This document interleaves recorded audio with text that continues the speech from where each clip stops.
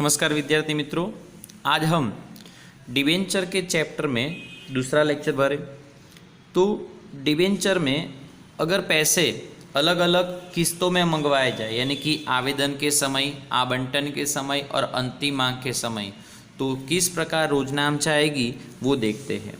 तो सबसे पहले आपको पता होगा कि आवेदन में पहले पैसे मिलते हैं तो रोजनामचा क्या होगी, तो बैंक खाता उधार और डिबेंचर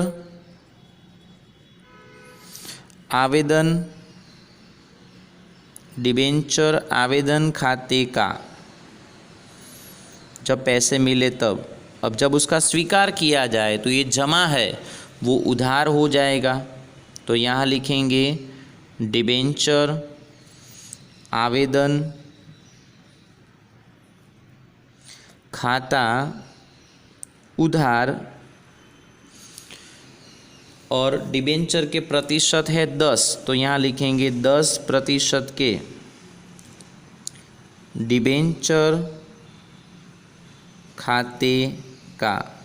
मान लो कि आवेदन अधिक मिले हैं तो जो ज़्यादा है उसे नामंजूर करेंगे, यानी कि अस्वीकार करेंगे और उसका पैसा वापस करेंगे तो बैंक खाता जमा होगा, इसीलिए यहाँ लिखा बैंक खाते का।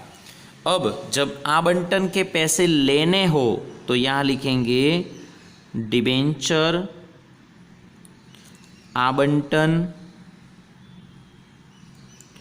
खाता उधार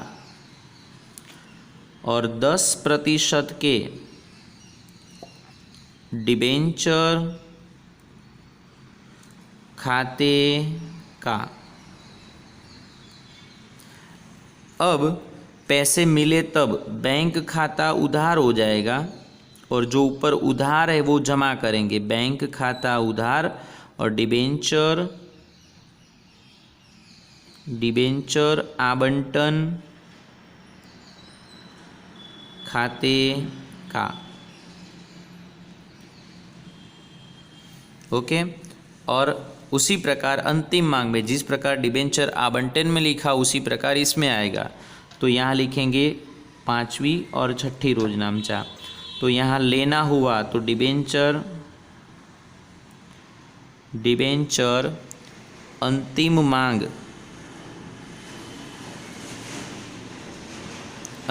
मांग खाता उधार और 10% के डिबेंचर खाते का। अब पैसे मिले तो बैंक खाता उधार हो जाएगा, बैंक खाता उधार डिबेंचर अंतिम मांग खाते का,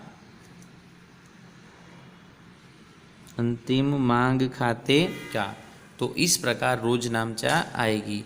अब ये रोजनामचा के आधार पे स्वाध्याय में जो सवाल नंबर 4 है उसको हम हल करें।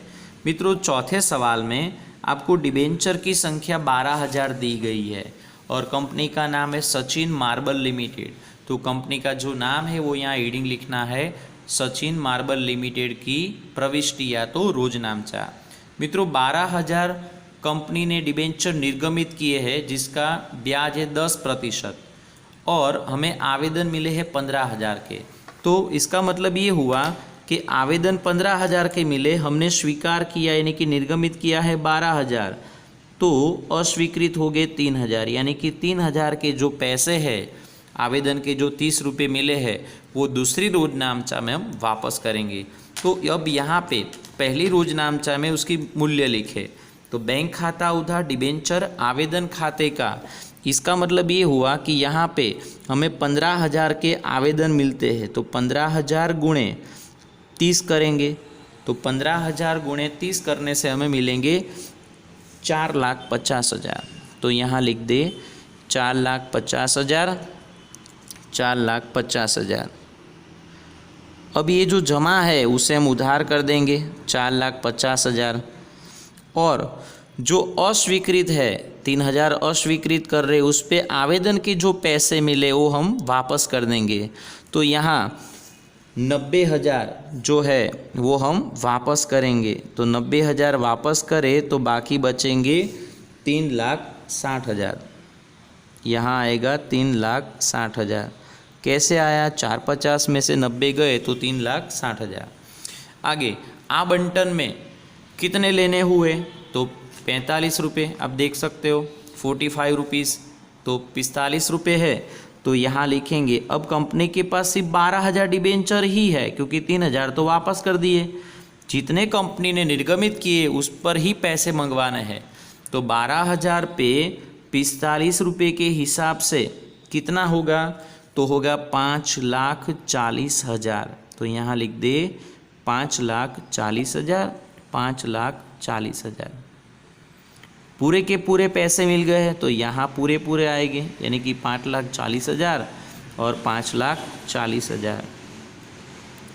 आगे अब अंतिम मांग में 25 रुपये है, तो 12,000 गुणे 25 करेंगे।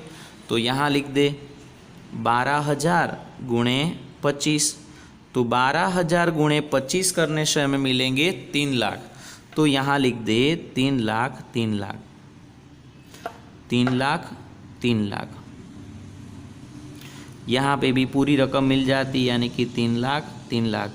तो मित्रों ये जो रोजनामचा थी वो किस्तों में मंगवाए जाए, आवेदन, आवंटन, अंतिम मांग, तब इस प्रकार इसकी रोजनामचा आएगी। जिन विद्यार्थियों को अंश पूंजी का चैप्टर ज़्यादा समझ आया उन लोगों के लिए ये इजी है। फ़र्क क्या रहा? तो यहाँ हम इक्विटी शेयर अर्जी आवेदन लिखते थे, उसकी जगह डिबेंचर आवेदन लिखा। डिबेंचर आवेदन, डिबेंचर आवंटन और डिबेंचर अंतिम मांग, दूसरा कोई फर्क नहीं है। और जमा जो आप इक्विटी शेयर पूंजी करते थे उसकी जगह 10% के डिबेंचर जमा लिखना है। और अब मान लो कि ये सवाल में कोई व्यक्ति, किसी व्यक्ति के पास मान लो कि 1,000 डिबेंचर है, तो 1,000 डिबेंचर पे वो आवंटन और अंतिम मांग के पैसे नहीं भरता, अंतिम मांग के पैसे नहीं भरता, तो क्या होगा? तो आप देख सकते हो कि यहाँ 45 और 25 है, तो यहाँ पे 1,000 गुणे 45 और 1,000 गुणे 25 करेंगे तो यहाँ 45,000 आएंगे और यहाँ पे 25,000 आएंगे। तो ये जो दोनों है उसे कहेंगे अप्राप्त मांग। इसका मतलब ये हुआ कि अप्राप्त मांग वो बैंक वाली रोजनामचा में हम उधार करेंगे। ध्यान से देखो, यहाँ आवंटन के 45,000 कम मिले, तो यहाँ आवंटन के लेने 540 थे, तो 540 उधार है वो हम यहाँ जमा कर देंगे, लेकिन बैंक में इतनी रकम नहीं आएगी। क्यों? क्योंकि हमें 45,000 कम मिल रहे हैं।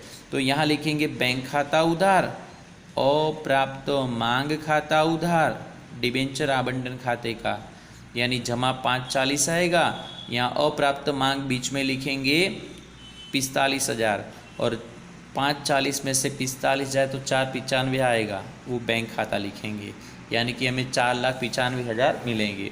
उसी प्रकार ये रोजनामचा में भी ऐसा होगा, यहाँ बैंक के साथ हम अप्राप्त मांग खाता उधार कर देंगे। 3 लाख उधार है वो तो जमा रहेगा, लेकिन 25,000 अप्राप्त के सामने लिखेंगे तो 3 लाख में से हमें 25,000 कम मिले, इसका मतलब मिले 2,75,000। तो ये बात की मैंने अप्राप्त मांग की। अब और एक बात समझाता हूँ। मान लो कि ये सवाल में यहाँ पे प्रीमियम दिया जाए, आवंटन में 10 रुपये प्रीमियम है।